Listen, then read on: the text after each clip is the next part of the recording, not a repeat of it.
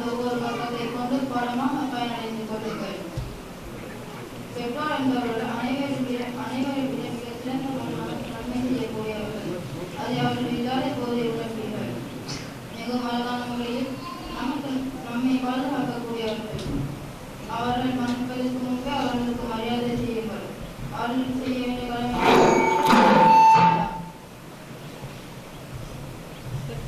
பெற்றோர் என்று இன்மையின் மறுமையை பற்றி அறிந்தார்.